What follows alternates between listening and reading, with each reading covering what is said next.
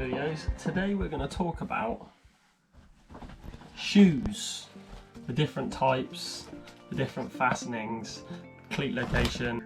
As part of the video we've got a couple of unboxings and a little review of my newly purchased Lake CX332s, which are insane. They're so good.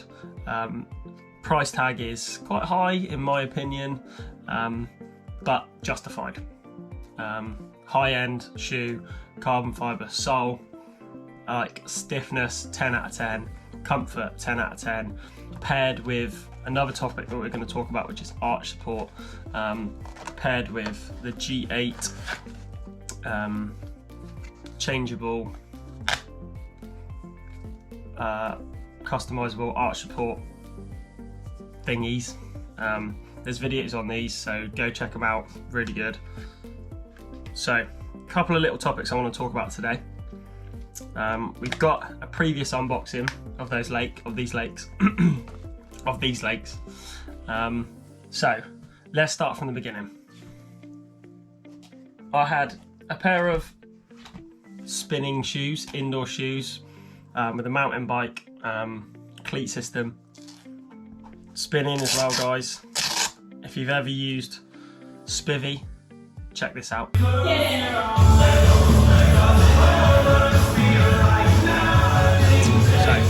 starting from the beginning, my first pair of cycling shoes of any kind were these bad boys, Diodoras, £45, cheap, cheerful, Velcro straps, mountain bike cleats, mainly used for indoors. Super comfortable, super robust. You know, I was only spinning once or twice a week, occasionally going outside on my road bike. There's a bit of flex in the bottom, but they're pretty comfortable.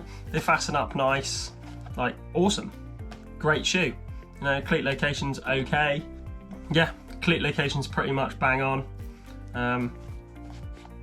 Cool. As I started to get a little bit more, learn a little bit more about shoes, I wanted something that was a little bit stiffer. I've been doing a lot of more spinning or indoor stuff, so I thought I'd upgrade my shoes. Pow. So I've got these Shimano XC7s, black and kind of like a silvery toe. Really smart, quite stealthy as well. Epic fail on these. They're slightly too small. So I'm going to try and size up on these, and we're going to talk a little bit about shoe sizing and shoe fitting later on in the video. Actually, this has got me onto this is a really badly put together video, but technically this is the unboxing for these shoes. So quick little look around these shoes. Like I said, again, mountain bike cleats. You'll probably notice that I haven't got an insole in there. It's because I've been trying to get these shoes to fit me. So I've been experimenting with different inner soles to try and get them to fit. But I think I've come to the conclusion, because I'm getting a little bit of numbness and my toes are quite far up. So I'm going to size up on these. So quick little review of these. Really good shoe. Again, super stiff. Double boa fastening, which is really good. In these, I've probably done about 200 miles in these, I guess, and other than the problems that I'm having through sizing, again, sizing is an absolute minefield when it comes to cycling shoes. So these are a 42 and they're a little bit small. That actually equates to a 7.3 in this particular shoe, and I'm more of a 7.5, so as you can guess, they're slightly too small. These, on the other hand, are a 42 as well. They are also a 42, but I think these equate to more like a 7.5. Yep, a 7.5. So they fit me perfectly. Okay, but again, I just wanted to upgrade these. So if you see a set of these on eBay, 100 quid, absolute bargain.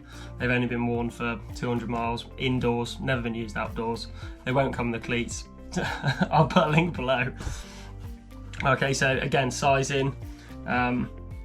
That's my kind of indoor shoe setup at the moment. So I've gone from the Diodoras to the Shimanos. Two good shoes, £40, 180 pounds ish, so a bit of a jump up. I'm going to talk about my observations like in cycling shops later on, but basically I don't see these in shops. Okay, my first road shoe, no cleat on because they've been swapped, was a, I don't know how to say this, Gurin, whatever, Italian type of shoe. Again in a 42. Struggled a little bit with them at first. They felt a little bit narrow. They were a big step up from a Specialized Torch 1.0, which is what I had first of all actually, so I don't have those any longer. But fastening system wise, you've got one Velcro, one boa. I think it's just a single way boa as well. If you've watched any of my other videos, you'll see that these started off life as orange because I had an orange bike. I'll put a picture up of how much further back the cleat position was. Now this cleat position whole scenario was basically one of the reasons why I wanted to upgrade or change my shoes, because I was getting a little bit of knee pain and I felt like I'd done everything else on the bike, like changing my bike position to eradicate that knee pain, apart from my cleat position. So I went and had a look and researched these G8 soles, and then chucked those into my previous shoes, still getting that knee pain, only really on long rides. But you'll see from the picture that the cleat position is much further back. So I dropped my saddle a little touch as well to help with that. Knee pain so far pretty good. With regards to cleat position, there's hundreds of videos that a lot of them tell you to put the middle of the cleat in line with the pedal axle and stuff like that. You can't do anything wrong with going as far back on the shoe as possible, putting that cleat in the furthest back position that you can. So that is exactly what I've done.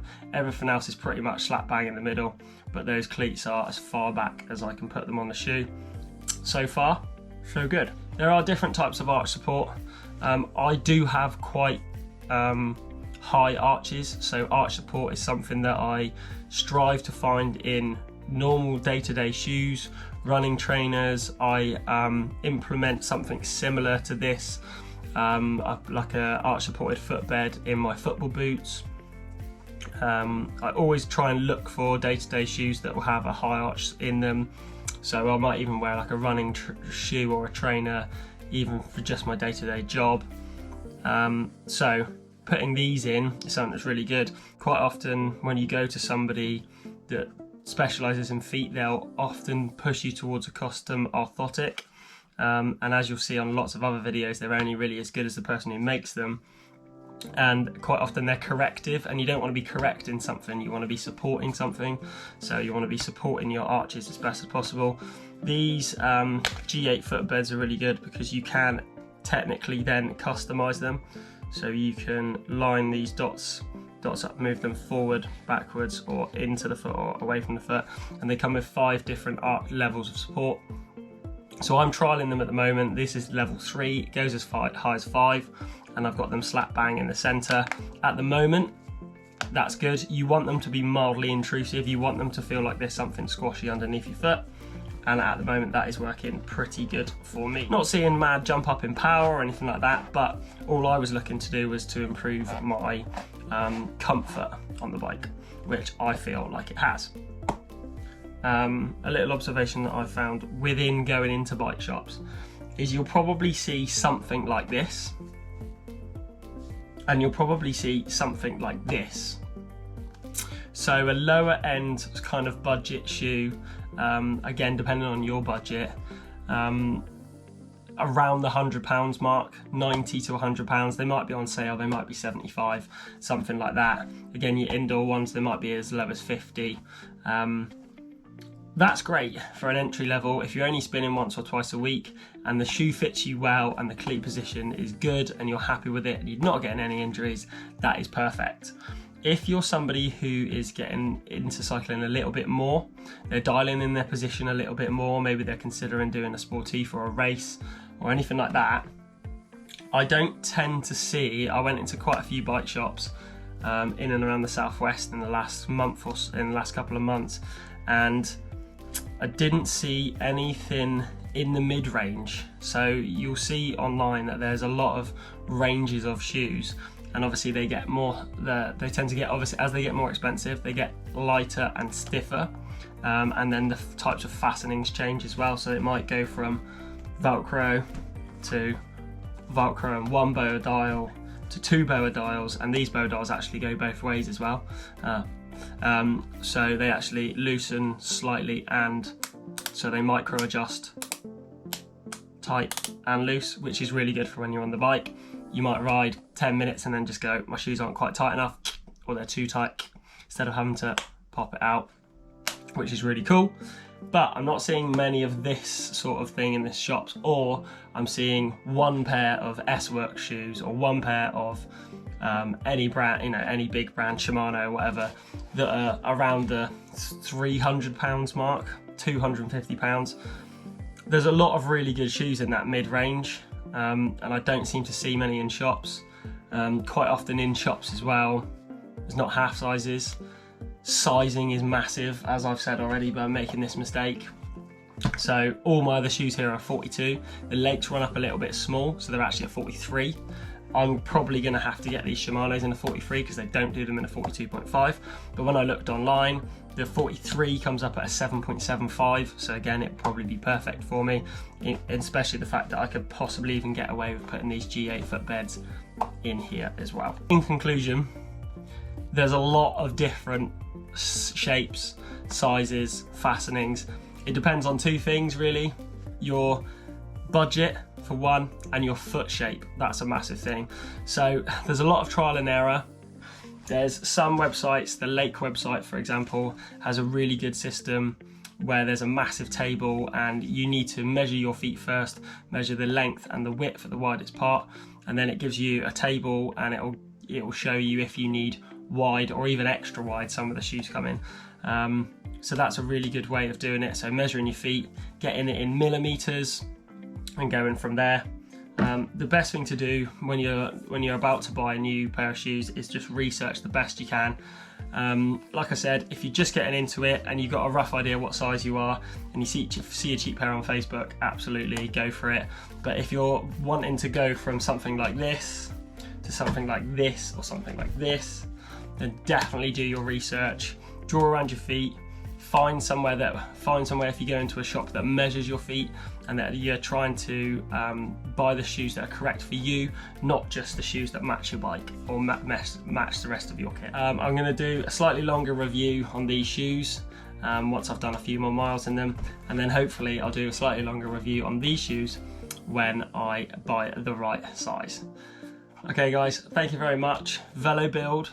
All the components are nearly in hand at the moment, just for an update on that, anyone who's interested.